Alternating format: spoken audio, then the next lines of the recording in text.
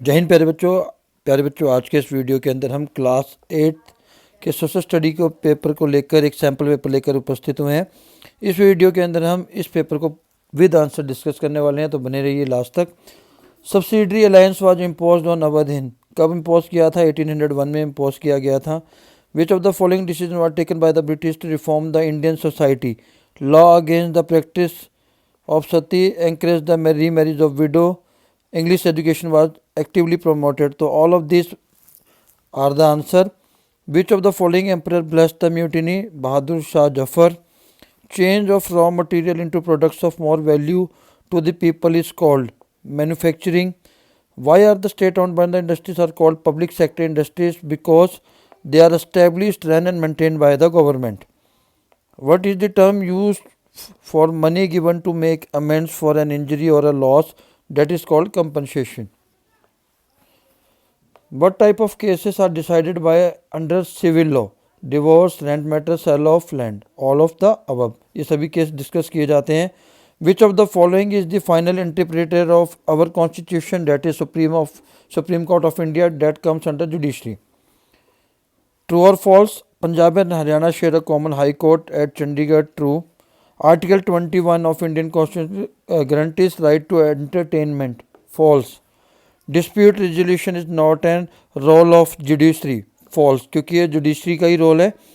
The judiciary has the power to modify or cancel laws if it finds that they don't adhere to the constitution. True. Judiciary के ऐसे power है. Criticize means the citizens finding fault with the functioning of the government. True. आपको अब paragraph पढ़ के answer देना है. So question number 1, why did Mahatma Gandhi feel that medium of teaching should be in Indian languages rather than English? तो जब भी paragraph आता है तो आप उसको अच्छे तरीके से पढ़िए. ठीक है, इसमें कहा है कि महात्मा गांधी जी ऐसा क्यों फील करते थे कि जो स्टूडेंट्स हैं उनको इंडियन लैंग्वेजेस में पढ़ाना चाहिए इंग्लिश की जगह. क्यों? ठीक है, तो ये रहा इसका answer. Mahatma Gandhi strongly felt that the Indian languages ought to be the medium of teaching. Education in English crippled Indians, distanced them from their own social surrounding and made them strangers in their own land. So this is the answer of question number 1. कि क्यों नहीं चाहते थे कि वो English में पढ़ाया जाए, उसके पीछे रीज़न ये है. Question number 2, why did Gandhi ji urge students to leave educational institution during the national movement? ठीक है, नेशनल मूवमेंट के दौरान इंस्टीट्यूशन को क्यों छोड़ने के लिए कहा, इसके पीछे क्या रीज़न था? ठीक है, Mahatma Gandhi wanted to education that could help in recover the sense of dignity. ठीक है, इसका आंसर यहाँ से देखेंगे. During the national movement he urge students to leave the education institutions in order to show to the British that Indians were no longer willing to be unslaved.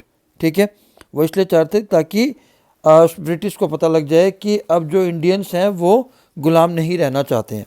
ठीक है, Gandhi ji compared English education to that of poison. Poison से compare क्यों किया था उन्होंने English education को? तो इसका आंसर यहाँ से होगा. It made them see western civilization as superior, destroyed the pride they had in their own culture. There was poison in this education said Mahatma Gandhi. It was sinful, it unslaved Indians, it cast an evil spell of them. तो सारी चीज़ें आ गई, अपनी ही culture से दूर कर दिया था, अपनी ही कंट्री में उनको गुलाम बना दिया था. ठीक है, उसके अंदर बुरी चीज़ों को सिखा दिया था. तो इसलिए वो इसको किससे कंपेयर कर रहे थे, इंग्लिश एजुकेशन को, पॉइजन के साथ. नेक्स्ट, इसमें भी आपको पैराग्राफ पढ़ना है. What do you mean by population? ठीक है, population is the total number of human beings living in a city और a country. It allows knowing how much resources are required by this population to fulfill and other plans needed. ठीक है, तो generally जो definition आएगी यहाँ से यहाँ तक कि पॉपुलेशन क्या होती है, टोटल नंबर ऑफ लोग किसी कंट्री में या सिटी में, उसको हम क्या कहते हैं, पॉपुलेशन कहते हैं. Which is the most populous country in the world? India, आपको पता है इस समय. ठीक है, India. What are the reasons behind the explosion of population? ठीक है, एक्सप्लोजन ऑफ पॉपुलेशन के पीछे रीज़न क्या है? Low literacy, early marriage, demand for family, primary ground on family growth are some of the reason behind the explosion of the population. तो ये सारे answer आ जाएंगे इसके. क्या क्या हैं? लो लिटरेसी है, अर्ली मैरिज है, डिमांड ऑफ फैमिली ग्रोथ और सम ऑफ अदर रीजंस. जिसकी वजह से पॉपुलेशन ज़्यादा इंक्रीज़ हो गई है। इस टेबल को देख के आपने आंसर्स देने हैं। As per the data which country was the 5th largest populated country in the world. तो मोस्ट पॉपुलस कंट्री की बात कर रहे हैं, तो यहाँ पर 5th नंबर पे आप देखेंगे तो ब्राज़ील है, तो ब्राज़ील आ जाएगा। What is the world population birth rate as per the population statistics 2018। ये 2018 का डाटा है, ठीक है। तो इसके हिसाब से उस समय चाइना पहले नंबर पे था पॉपुलेशन में, तो इसमें इसलिए तो आप ये नहीं सोचना कि गलत है, यहाँ मेंशन है 2018, ठीक है। इन्होंने कहा है उसके बाद कि पॉपुलेशन रेट क्या था, तो पॉपुलेशन रेट यहाँ मेंशन है 19 पर 1000, ठीक है, 19 पर 1000। तो ये बर्थ रेट था 2018 में, यहाँ पर मेंशन भी है ऊपर, आप देख सकते हैं बर्थ रेट, ठीक है। नेक्स्ट क्वेश्चन क्या है, which will be the third most populous country estimated by mid to 2050। 2050 का डाटा यहाँ गिवन है, और थर्ड मोस्ट पॉपुलस की बात की जाए तो यूनाइटेड स्टेट का नाम है, तो ये आंसर होगा थर्ड का। What is the difference between world death rate and world birth rate.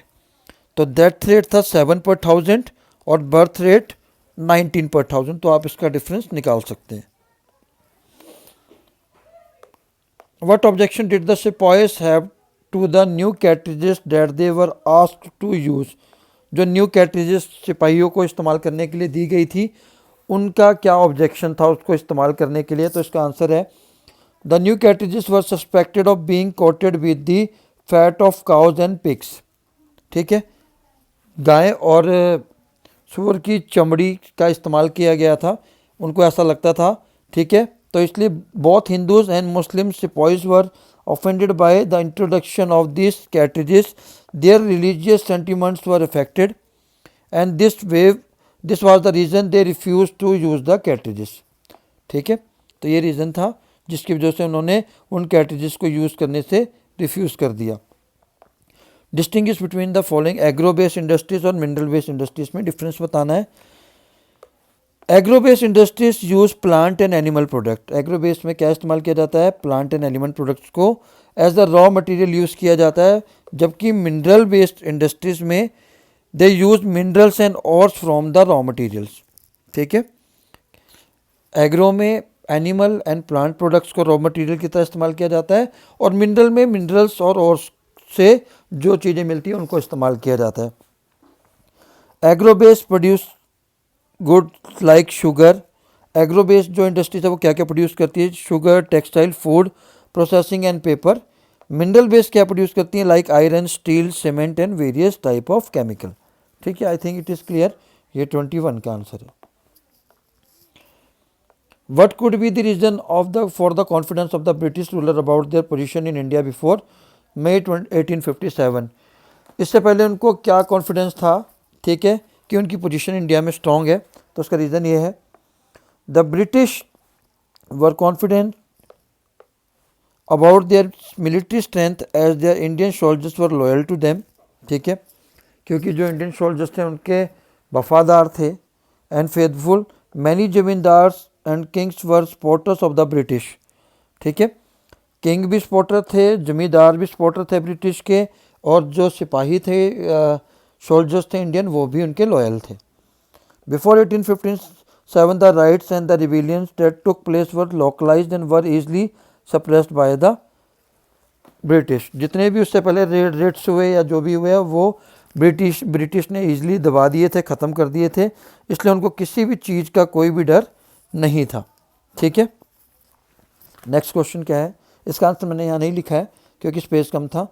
In what ways did the British change their policies as a result of rebellion of 1857, ठीक है। इसके बाद उन्होंने क्या क्या चेंजेस लाए अपने अंदर, तो इसका आंसर है major policies changes were adopted by the British after 1857 rebellion to gain the trust of India, ठीक है। क्यों किया गया, to gain the trust of Indians. जो ट्रस्ट उन्होंने खो दिया था, उस ट्रस्ट को दोबारा पाने के लिए क्या क्या किया उन्होंने, the doctrine of lapse,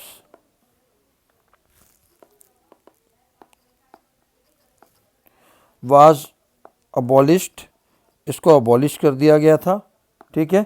Indian culture was respected, जो इंडियन कल्चर था उसको रिस्पेक्ट देना शुरू किया था। And the east Indian company was replaced by the council of India. जो ईस्ट इंडिया कंपनी थी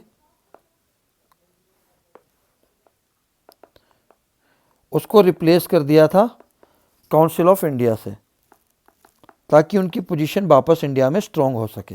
ठीक है, ये 1857 के रिवीलिंग के बाद की बात है। तो उन्होंने डॉक्ट्रिन ऑफ लैप्स को अबॉलिश कर दिया। ठीक है, इंडियन कल्चर को रिस्पेक्ट देना स्टार्ट किया था और ईस्ट इंडिया कंपनी को रिप्लेस कर दिया था काउंसिल ऑफ इंडिया से।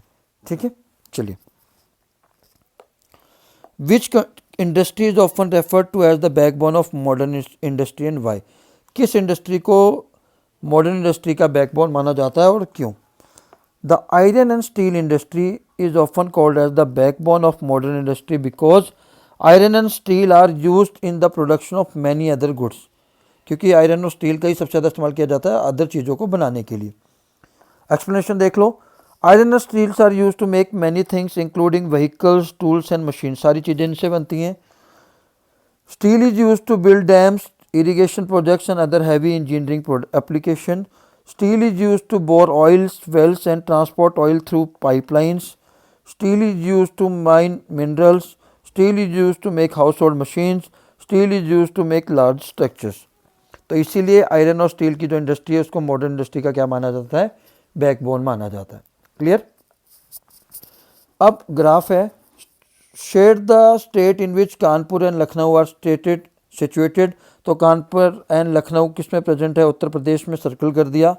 Shade the major iron producing area of India.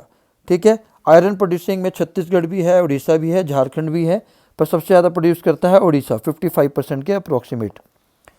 Chennai को शेड करना है, चेन्नई ऑलरेडी आपके सामने है। ठीक है, तो यहाँ तमिलनाडु में आप चेन्नई को शेड कर सकते हैं। तो प्यारे बच्चों, ये था SST का पेपर, क्लास 8 का सैम्पल पेपर था। होप आपको कुछ समझ में आया होगा। I am not the SST teacher, I am a mathematics teacher, but still as you demanded I am uploading this video. Thank you and supporting me. इस video को लाइक और शेयर जरूर करिए और शेयर करिए। जय हिंद, जय भारत।